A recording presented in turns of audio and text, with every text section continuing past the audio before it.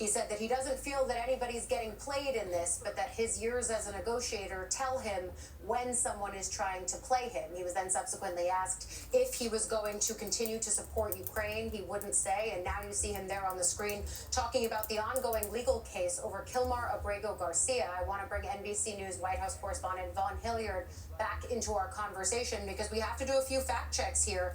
There were several allegations made about Kilmar Abrego Garcia. He has never been confirmed as a criminal. He's never been convicted on criminal charges, but certainly that is one of the claims that the president made there in the White House. Vaughn, what else stood out to you from what we've been listening to? He was starting to read from a piece of paper what he says is, quote, not an innocent man.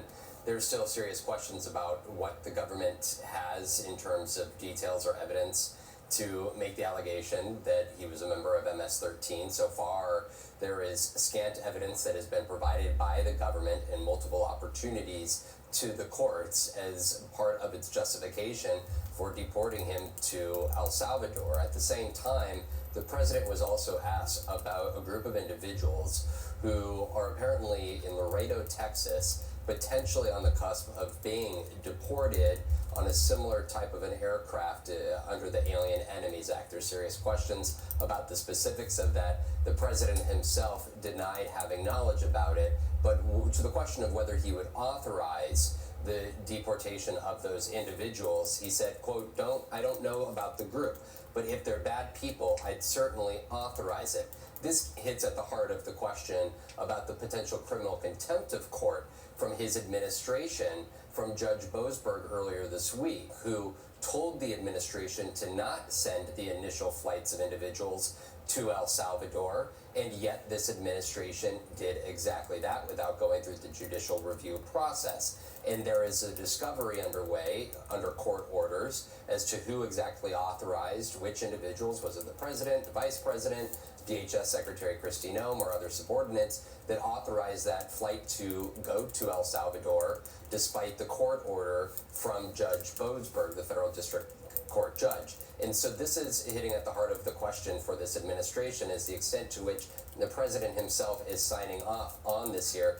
Ali, he was also asked about Russia and Ukraine. He provided few details as exactly what timeline he would give for calling off negotiations. But between the two sides, Secretary Rubio suggested it could be days. And importantly, he did not say that he would continue to have the U.S. provide financial or military assistance to Ukraine if the White House were to call off negotiations between the two sides.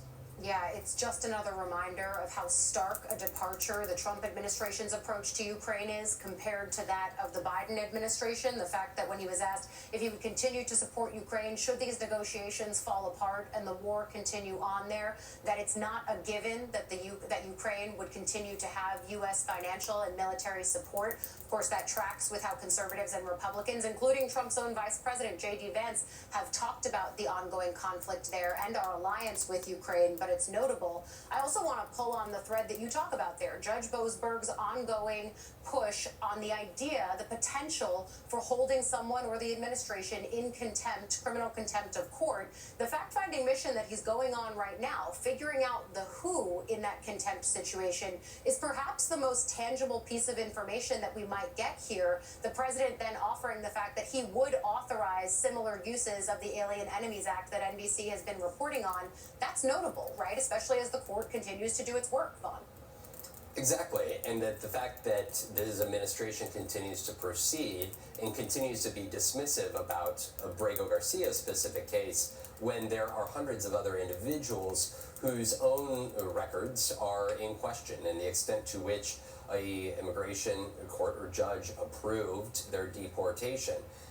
In the case of Abrego Garcia, the administration, Ali, right, is holding up these images of Senator Van Hollen of Maryland in El Salvador and contrasting them with the image of him with the mother of a woman killed in Maryland in 2023 by a migrant. This is, for this administration, clearly part of an extension of their mass deportation plan, and potentially to do it at all costs, even if it's in defiance of the court. To what extent will the federal judge Boasberg actually proceed after discovery with the criminal contempt of court effort? I think that is the outstanding question. Clearly, the president over the last 24 hours has repeatedly deferred, as he just did in the Oval Office, to his lawyers in the Department of Justice there, but at the same time giving a tacit acknowledgement that he would authorize continued deportations of, quote, bad people. And what we typically call a spray, but the period of time that we get into these events with the president, that has ended. You saw it there. Go to bars on the other side of the screen. Several newsy questions there asked to the president. Vaughn, thank you for helping us break it down in